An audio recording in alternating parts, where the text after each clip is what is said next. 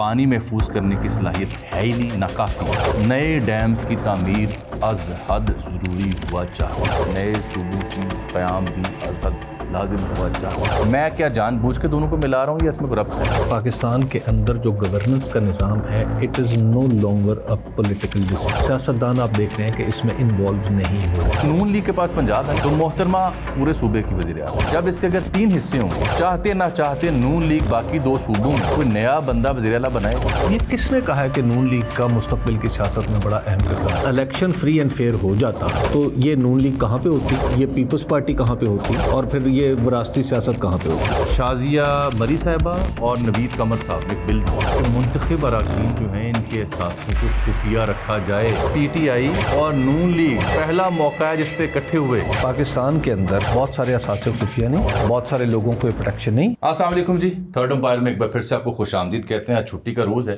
معمول کی خبریں تو آپ دیکھ رہے ہیں، لیکن آج ہم نے 3 بڑے اہم معاملات پہ غور کرنا ہے جس کا تعلق ہم سب سے، ہماری نسلوں سے، ہمارے نظام سے، ہمارے معاشرے سے، سیاست سے اور پاکستان سے۔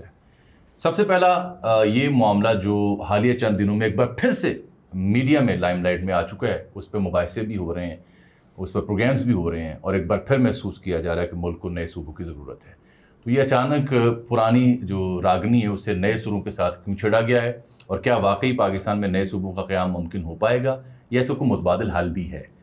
دوسرا جو پانی کے ذخائر ہیں پاکستان میں، بارشیں، موسمیاتی تبدیلی، اس کی وجہ سے جو نقصان ہو رہا ہے وہ اپنی جگہ، لیکن پانی ضائع ہو رہا ہے کیونکہ ہمارے پاس ذخیرہ کرنے کی جگہ نہیں ہے۔ اس کے اوپر بھی اہم حلقوں میں تشویش پائی جاتی ہے، اور یوں لگتا ہے کہ اب نئے صوبوں کے ساتھ ساتھ کسی نئے ڈیم کی تیاری کی بھی تیاری ہے۔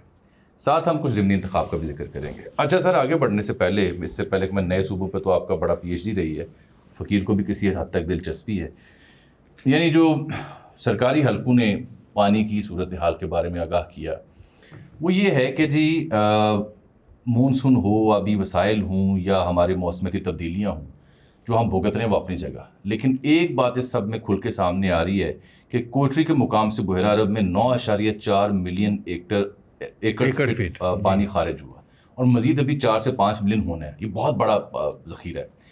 وہ کہتے ہیں تربیلا ہو، راول ہو، خانپور ہو، سملی ہو، یہ تمام کی گنجائش پوری ہو چکی، اور منگلہ تو 75 سے 80% تک فل ہو چکا ہے۔ کوئی متبادل بھی نہیں ہے ہمارے پاس، پانی محفوظ کرنے کی صلاحیت ہے ہی نہیں، ناکافی ہے۔ تو اب اس سلسلے میں فوری اور ہنگامی طور پر نئے ڈیمز کی تعمیر از حد ضروری ہوا چاہتی ہے۔ اس کو نتھی کریں، نئے صوبوں کی قیام بھی از حد لازم ہوا چاہتا ہے۔ میں کیا جان بوجھ کے دونوں کو ملا رہا ہوں یا اس میں کوئی ربط ہے؟ آپ نے رائٹلی اس کو ملایا۔ اچھا، ہاں، آپ نے اس کو بالکل درست ملایا ہے۔ دیکھیے، ایک تو یہ بات آپ سمجھ لیں کہ پاکستان کے اندر جو گورننس کا نظام ہے it is no longer a political decision, it is no longer a political debate, it is a debate جو ایک خاص انوائرمنٹ میں ہوتی ہے، اور اس کے اوپر دراصل پاکستان کے آسمان کی چھاپ ہے۔ ٹھیک ہے، اگر تو یہ پولیٹیکل ڈبیٹ ہو تو اس ڈبیٹ کا مرکز، اس کا مصدر، اس کا منبع پارلیمنٹ ہو، اس کے اندر سیاستدان انوالو ہوں۔ سیاستدان آپ دیکھ رہے ہیں کہ اس میں انوالو نہیں ہو رہے، بلکہ کلیئر کٹ رانا ثناء اللہ صاحب، جو جن کو آپ کہہ سکتے ہیں جی مسلم لیگ نون کے نفس ناطقہ ہی ہیں، انہوں نے واضح کر دیا ہے کہ صوبوں کی پھل جھڑی ہے، صوبوں کا شوشہ ہے۔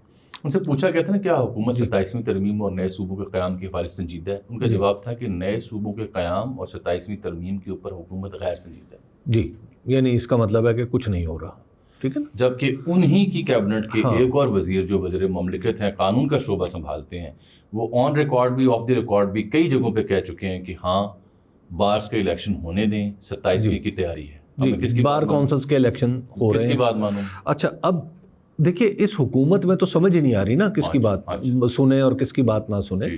آپ اس کو ہمیں پتہ ہے کہ کس کی بات سننی ہے، اچھا ٹھیک ہے نا۔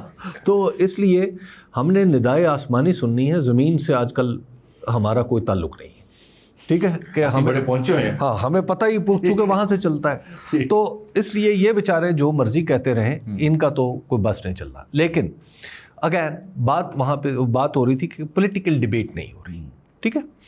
اس کا مطلب یہ ہے کہ جب ہم ابھی تک یہ سارے کا سارا میڈیا پہ اٹھا ہوا طوفان ہے، اس میں چونکہ میاں عامر صاحب، میاں عبد الرحمان صاحب، چودھری عبد الرحمان صاحب جیسے سینئر اور بڑے بزنس مین اور اسی طرح اپنے کچھ دن پہلے FPCCI کے جو لوگوں نے ایک باقاعدہ پریس کانفرنس کی, ایس ایم تنویر صاحب نے, یہ جو جب اس سطح کے بزنس مین جو پاکستان کی اکانومی میں بڑا اہم کردار ادا کر رہے ہیں اور پاکستان کے دیگر شعبوں میں اپنا کردار ادا کر رہے ہیں, تو وہ لوگ جب بات کریں گے تو اس بات کی ایک اہمیت تو بن جاتی ہے.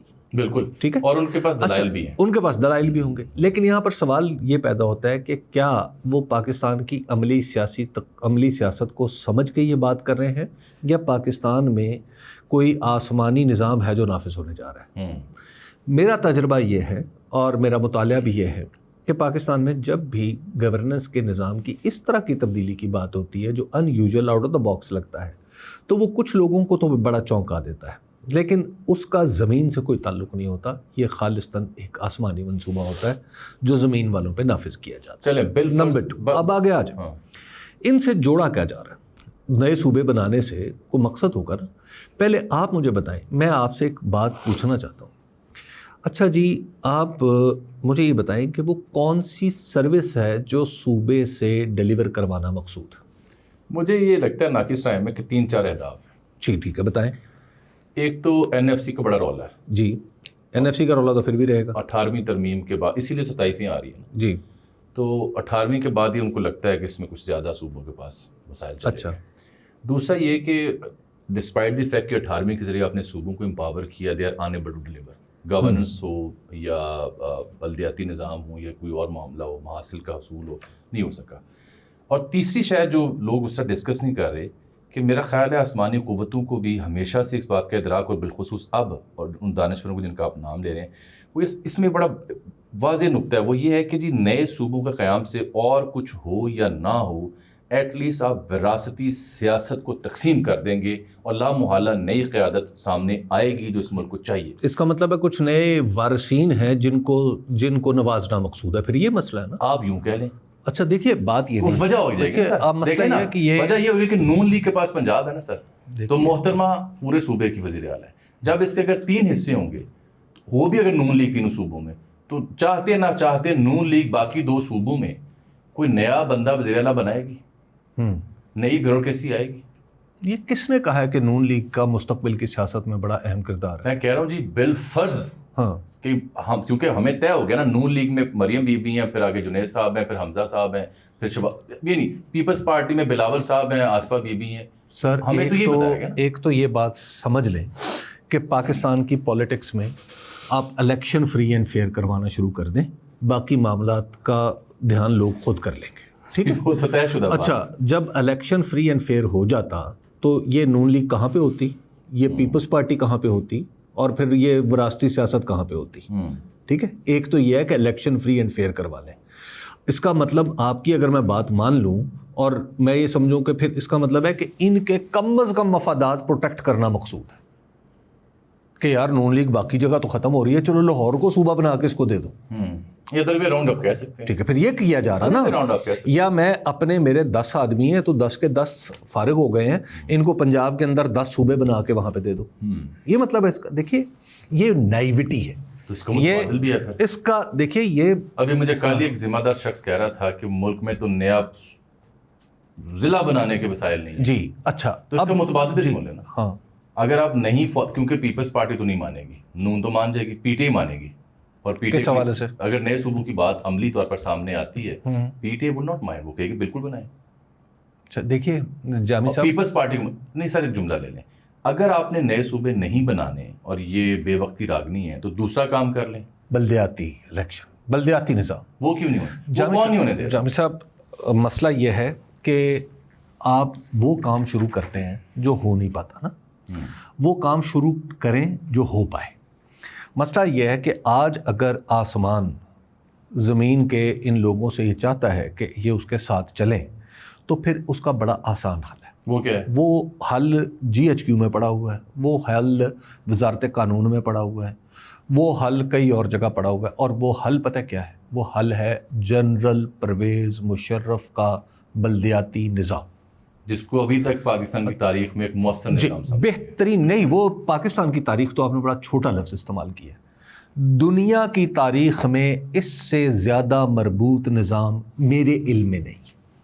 تو اس کے نفاذ میں کیا مسئلہ؟ اچھا اس کے نفاذ میں کیا مسئلہ ہے بھائی؟ اس کے نفاذ کرنا ہے نا بڑے آرام سے. میں آپ کو ایک راستہ بھی بتا دیتا ہوں صوبوں کے لیے راستہ. جی عدالتیں چیخ کے مر گئیں, کیا بلدیاتی انتخاب نہیں کروا رہے؟ اینا ہون دیتے سن. دیکھیے سر جو چاہے مست شدہ نظام ہی تھا. اچھا پہلے ایک بات بتائیں کہ پہلے ہی جو عدالتوں کا بڑا فیصلہ مانا جا رہا ہے, ٹھیک ہے, پہلے کوئی دستور کے بڑے شقوں پر عمل ہو رہا ہے. بات دیکھیے آپ وہ بات کریں جو پریکٹیکل ہے, ٹھیک ہے نا. ہوتا یہ ہے کہ آپ میرا سوال پھر وہی ہے, ہاں آپ بلدیاتی نظام چاہے مسخ شدہ ہے چاہے مشرف نہیں مسخ شدہ نظام سے بہتر ہے نہ ہو. دیکھیے ایک سمجھ لیں وہ کون سی سیاسی قوتیں ہیں جو بلدیاتی نظام نہیں چاہتی؟ اس وقت تو وہ ایک ہی سیاسی قوت ہے جو پاکستان مسلم لیگ نون اور پیپلز پارٹی ہے, جو سو کالڈ انہوں نے برباد کیا تھا. عمران خان نے تو اپنے دور میں بہت اچھا نظام بنانے کی کوشش بھی کی, لیکن ان کا وقت جو ہے وہ اگین جہانگیر خان ترین نے ان کا بھی ضائع کیا, حکومت کا بھی ضائع کیا, وسائل بھی ضائع کیا, اور وہ دوبارہ سے ایک ری انوینٹ دا ویل والی پریکٹس میں چلے گئے. سمپل سی بات ہے کہ جنرل مشرف کا نظام اٹھائیں. جنرل مشرف کے نظام میں جو انہوں نے خود تبدیلی کی تھی وہ یہ کی تھی کہ ڈائریکٹ الیکشن کی بجائے اس کا انڈائریکٹ الیکشن کروا دیا تھا, کہ جو کونسلرز تھے ان کو الیکٹورل کالج بنا دیا تھا. بالکل بھائی لاہور میں again free and fair, Lahore میں الیکشن کروائیں, کراچی میں الیکشن کروائیں, ان کا جو میئر جو ناظم ہو وہ منتخب ہو, اس کے نیچے جو ٹاؤن ناظمین ہیں وہ بھی منتخب ہوں, یونین کاؤنسل کے ناظمین. جب یہ لاہور اور کراچی میں کام ہوا جی تو دونوں ناظمین کا امپیکٹ دنیا نے محسوس کیا. اچھا میاں عامر صاحب نے بہت اچھا کام کیا, مصطفیٰ کمال صاحب نے, لیکن اس نظام کو مضبوط کرنے میں نعمت اللہ خان صاحب کا, نعمت اللہ خان جو پہلے دیکھیے دو یہاں پہ پاکستان پنجاب میں بھی لاہور کے پہلے ناظم بنے تھے میاں عامر محمود صاحب, اور وہاں پر بنے تھے نعمت اللہ خان صاحب. دونوں نے لاہور اور کراچی کو ایک دفعہ وہاں پر تبدیلی لانے کی کوشش کی, لوگوں کی زندگیاں آسان بنانے کی کوشش کی. اس نظام کو آپ پاکستان میں ایک پروٹیکشن دے دیں دستور کی, کیا دستور کی پروٹیکشن دے دیں کہ 140A جو کہتا ہے کہ بلدیاتی نظام ہونا چاہیے, اس کی ذیل میں اس قانون کو پروٹیکشن دے دیں کہ اگلے 30 سال تک اس کو قانون کو نہیں چھیڑا جا سکے گا, پھر وہ ڈیلیور کرے گا. ٹھیک ہے نا.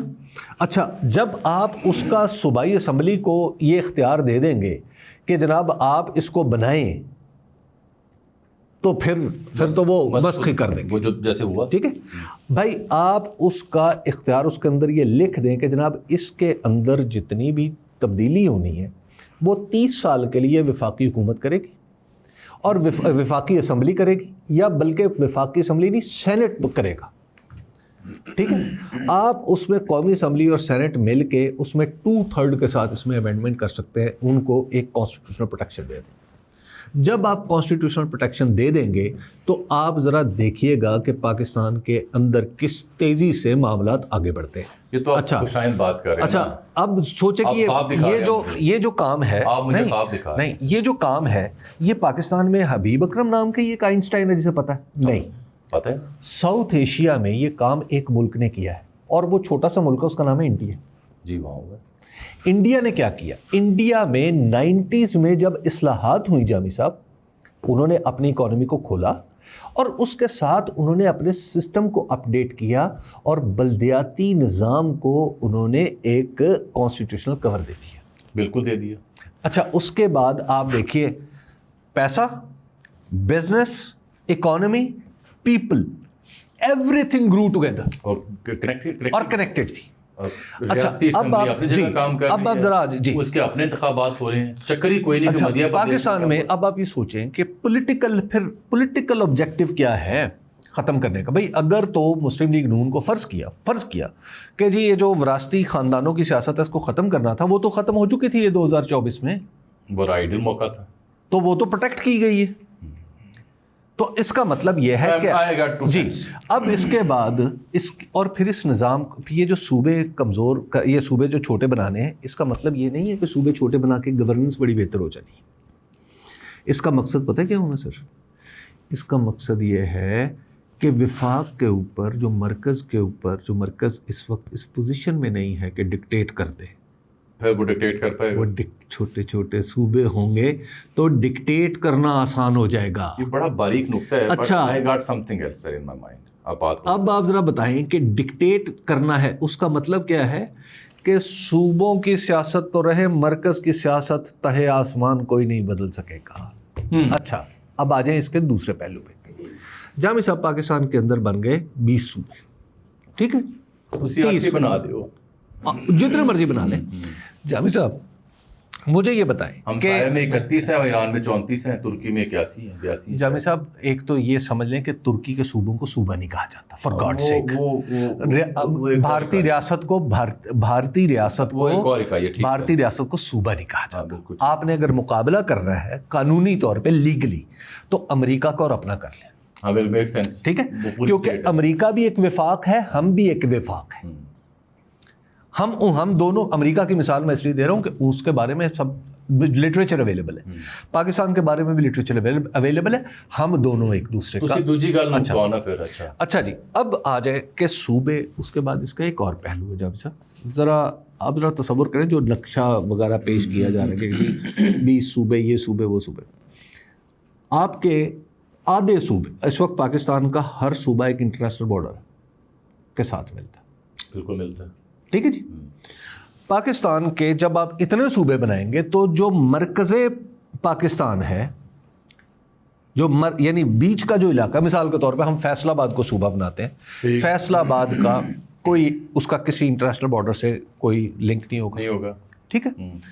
آپ بہاولپور کو صوبہ بناتے ہیں تو اس کا ہوگا, لیکن ملتان کو اگر بنائیں گے تو شاید نہیں ہوگا. ہاں دیکھنا پڑے گا, ٹھیک ہے, وہ نقشہ دیکھنا پڑے گا. ڈیرہ اسماعیل خان کو بنائیں گے تو اس کے ساتھ افغانستان آ جائے گا, لیکن جب آپ منسیرہ والی سائڈ پہ جائیں گے, جب آپ ایبٹ آباد کو بنائیں گے تو پھر آپ کا نہیں ہوگا, کوئی صوبہ نہیں. اس سے کیا مسئلہ, ٹھیک ہے.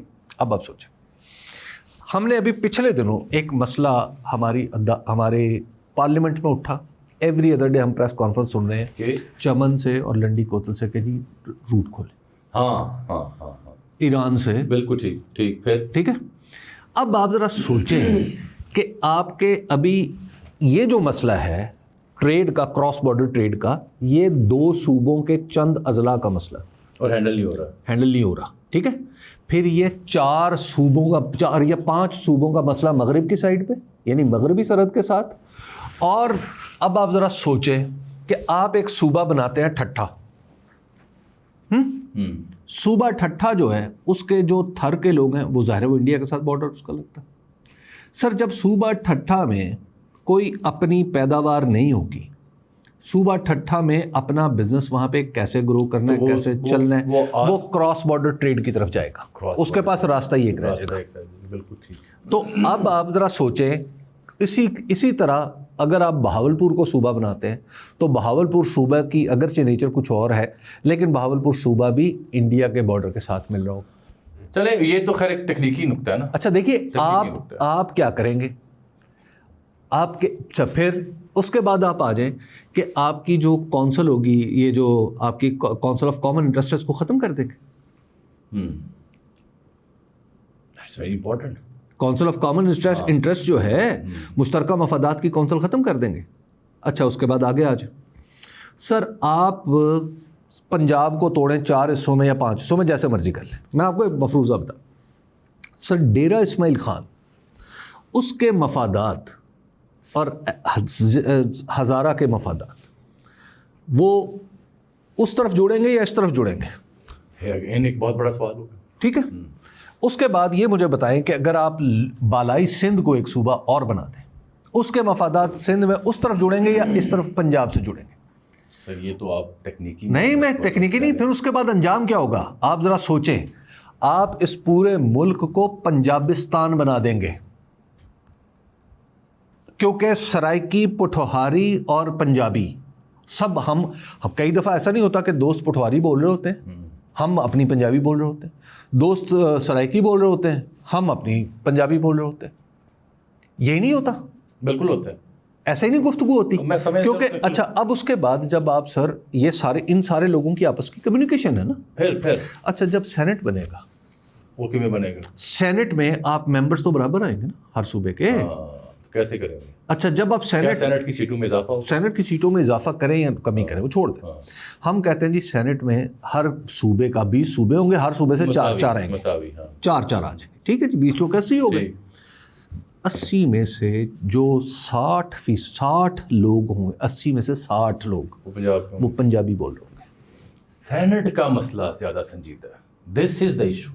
ٹھیک ہے، دس از سیریس کہ ابھی تو آپ نے چاروں صوبوں سے لے لی نا. اس کے بعد جب آپ کی جو قومی اسمبلی ہوگی، آپ کے خیال میں قومی اسمبلی میں تربت کو امپورٹنس ملے گی؟ آبویسلی فیصلہ آباد کو ملے گی. سر آپ کو جو قومی اسمبلی، آپ کا جو قومی اسمبلی کا پورا سسٹم ہے وہ پتہ کہاں پہ آ جائے گا؟ پورے کا پورا سسٹم آ جائے گا آپ کا، یعنی آپ سر آپ کا سسٹم پتہ ہے کہاں محدود ہو جائے گا؟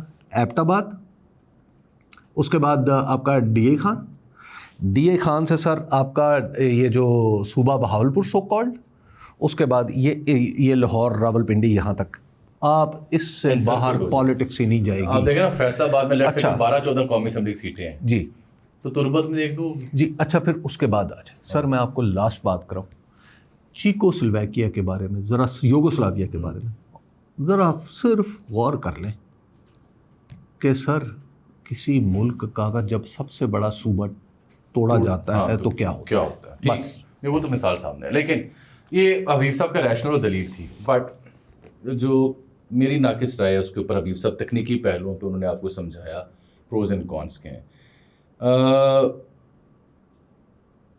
یہ شکوہ بہرحال ایگزسٹ کرتا ہے کہ موجودہ نظام ڈلیور نہیں کر پا رہا. یہ شکوہ ایگزسٹ کرتا ہے کہ governance up to the mark نہیں ہے. یہ شکوہ ایگزسٹ کرتا ہے کہ چاہے وہ بیانیے کی جنگ ہو یا کندھے سے کندھا ڈٹ کے لگانا ہو، اس میں توانائی نہیں ہے. یہ شکوہ ایگزسٹ کرتا ہے کہ فنڈز کے نام پر 2500 افراد نے فلاں معاملہ کی اور 500 کی لسٹ بنائی جا رہی ہے. یہ شکوہ ایگزسٹ کرتا ہے کہ منتخب نمائندوں کے پاس فنڈز نہیں ہونے چاہیے، یہ بلدیاتی نمائندوں کے پاس ہونے چاہیے. یہ ہیں شکوے. دیکھیے بلدیات سے تو کسی کو اور پھر پانی والی کہانی میں نے جان کے چھیڑی تھی آپ سے. پانی والی کہانی بھی اسی سے جڑی ہے جی. اچھا آپ اس کی وجہ 5 چیزیں جوڑیں، واضح کر دوں. ہاں کریں. پانی والی کہانی میں دیکھیے کہ کونسل آف کامن انٹرسٹ نے اس کی منظوری دینی ہوگی اس طرح کے منصوبوں کی. اس میں آپ کے 3 صوبے کالا باغ ڈیم پہ نہیں مان رہے.